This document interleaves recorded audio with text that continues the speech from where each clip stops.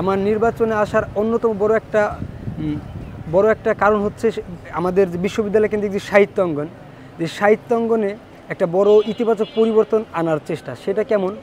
আমি যদি নির্বাচিত হতে পারি তাহলে আমি বিশ্ববিদ্যালয়ের ডাকসু নিবন্ধিত একটা প্রকাশনা সংস্থা বা হইতেছে একটা প্রচার বিভাগ আমি স্থাপন করব, যেইখান থেকে বিশ্ববিদ্যালয়ে সকল শিক্ষার্থীদের প্রতি ত্রৈমাসিক এবং বার্ষিক লেখা আহ্বান করে এখান থেকে তাদের লেখা ছাপানোর ব্যবস্থা করা হবে। এবং বিশ্ববিদ্যালয়ে ক্রিয়াশীল যতগুলো সংগঠন আছে, বিভিন্ন টিএসসি ভিত্তিক, হল ভিত্তিক এবং বিভিন্ন অনুষদ ভিত্তিক, এই সবগুলা সংগঠনকে সমন্বয় করার একটা প্রচেষ্টা আমার ডাকসু থেকে যাতে করা হয় ওইটা আমি নিশ্চিত করব। এর বাইরে ঢাকা বিশ্ববিদ্যালয় তো একটা মাল্টিকালচারের জায়গা, সেখানে বাংলাদেশের বিভিন্ন অঞ্চলের মানুষ, বিভিন্ন সংস্কৃতির মানুষ আসে। তো সেইখানে বিভিন্ন অঞ্চলে যে লোকজ সংস্কৃতি আছে, এই যখন একটা শিক্ষার্থী সিলেট থেকে বা চট্টগ্রাম থেকে বা ধরেন অন্যান্য অঞ্চল থেকে আসে, তখন সে তার আঞ্চলিক বা প্রান্তিক সংস্কৃতি নিয়ে একটা হীনম্মন্যতায় ভোগে। তো এই যে আমাদের যে লোকজ সংস্কৃতিগুলো, আঞ্চলিক সংস্কৃতিগুলো, এইগুলার বিকাশের জন্য ঢাকা বিশ্ববিদ্যালয়ে একটা সুস্থ পরিবেশ তৈরি করা এবং নাগরিক এবং এই যে প্রান্তিক সংস্কৃতির মধ্যকার যে পার্থক্য বা যে হইতেছে দূরত্ব, সেই দূরত্ব কমিয়ে আনার জন্য আমি যে ঢাকা বিশ্ববিদ্যালয়ে এমন একটা বিশেষায়িত সেল গঠন করব, যেখানে হইতেছে লোকসাহিত্য এবং লোকসংস্কৃতির উপর বিশেষভাবে গবেষণা এবং কাজ করার সুযোগ তৈরি হয়। আমার নাম মোহাম্মদ মাহবুব খালাসি। আমি কেন্দ্রীয় সাহিত্য সাংস্কৃতিক সম্পাদক পদে স্বতন্ত্রভাবে প্রতিদ্বন্দ্বিতা করতে যাচ্ছি।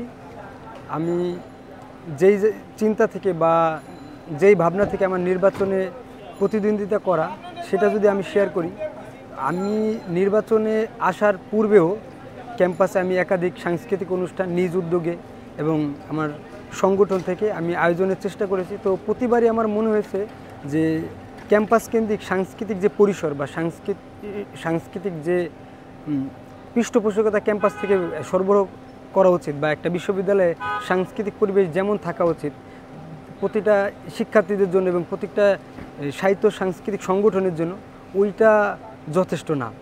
যেমন আমি যদি কয়েকটা উদাহরণ দিই আপনাদের, আমি পড়ি আন্তর্জাতিক সম্পর্ক বিভাগে, এই সামাজিক বিজ্ঞান অনুষদ ভিত্তিক আমি একটা মাসিক গান কবিতার আয়োজন করতাম ৭ সোপানের স্বর নামে।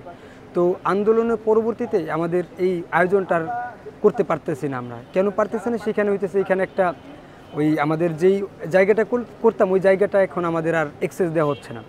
তারপর আমি টিএসসির সংগঠন ঢাকা বিশ্ববিদ্যালয়ের সাংস্কৃতিক ইউনিয়নের সভাপতি হিসেবে সঞ্জীব সন্ধ্যা ২০২৪, উকিল মুন্সি স্বর্ণোৎসব ১৪৩১ এবং সর্বশেষ জাহাঙ্গীরনগরে একজন ক্যান্সার আক্রান্ত রোগীর সাহায্যার্থে চূড়ান্তকে বাঁচাবো বলে চ্যারিটি কনসার্ট ও আর্ট ক্যাম্প আয়োজন করেছি।